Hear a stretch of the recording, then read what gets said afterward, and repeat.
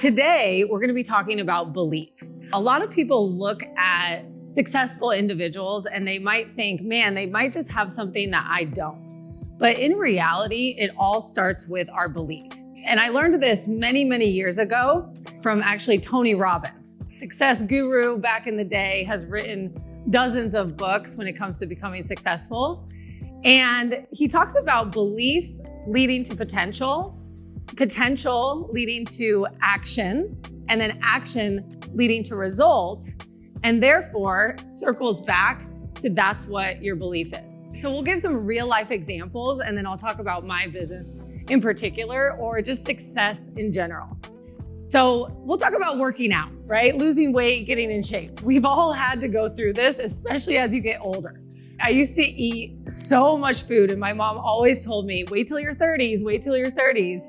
And I didn't believe her until I got into my 30s. And I realized that now I have to actually go and get in shape. I can't just live and eat whatever I want. So if your belief system is that of a negative way, right? And if you believe like, man, I'm never gonna look good in a bathing suit. I'm never going to have the body I want. Maybe it's my genes. You know, maybe my mom was big boned and my mama's mama was big boned, and therefore it's just not gonna happen no matter how much I try. Now, if that's the belief system you have, your potential is already pretty low.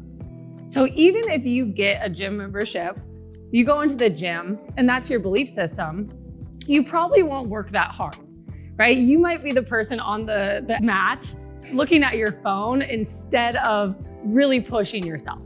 You're probably not going up in weight. You're probably doing the smallest weight that you can actually lift. You're definitely not breaking a sweat. And you're probably taking more selfies in the mirror than you are actually working out. So if those are your actions in the gym, well, guess what the result is gonna be?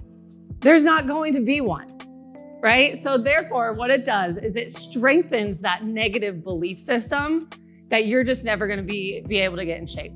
It's just your genes, and I might as well accept me for who I am. Okay, that's the negative way. If we wanna look at it as a positive way, say, okay, maybe, my family has a history of not being in shape or, unhealthy habits, but I believe that I can change that.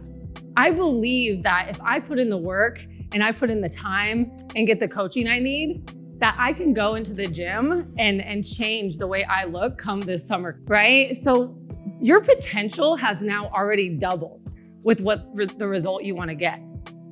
So the potential leads into the action. With your actions, now your phone is away, right? You're not even looking at your phone your entire workout. You're pushing yourself, going up in weight. You're maybe hiring a personal trainer. You're watching what food you're eating. You're disciplined when it comes to your choices. And then, unfortunately with working out, it takes a little longer than we want. But eventually 3-4 weeks later, after being disciplined, now you start seeing the result. You walk by the mirror, you look a little good. Your pants are fitting a little looser. And what that does to your belief system is it feeds it. So now you walk away saying, man, if I keep going, I can definitely hit my goals by summer. If I keep going, this is gonna be great. I'm gonna look great and I'm gonna hit all my goals. The exact same theory when it comes to your success in whatever you're trying to accomplish. If you're trying to be successful in a sport, in a business, in a relationship, or any type of industry, it all starts with your belief system. If I started my business in a negative way, I didn't have the education I wanted to, or maybe I just didn't pay attention in college. I didn't have the specifications or the degrees to back it up. I knew I could work hard with a good attitude, but if I thought negatively about, I'm not anything special, there's no way I can do this, well, my potential is low. I probably won't push myself to get out of my comfort zone and talk to people that are in a position that I want to be in.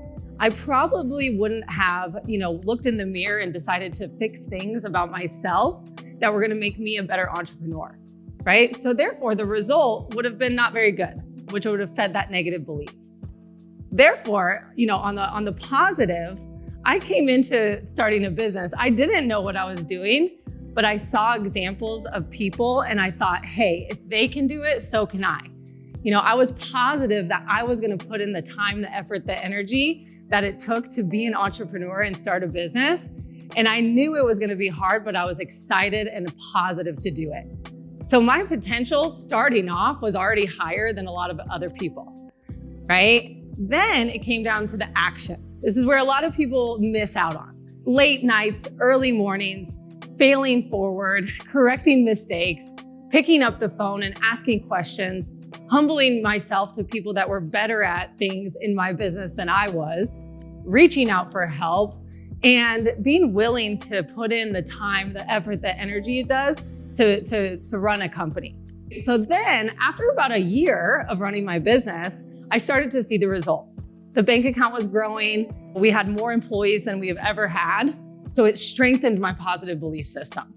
So, what I'm here to tell you guys is it's not about your talent, where you come from, your degrees, or what specifications you have.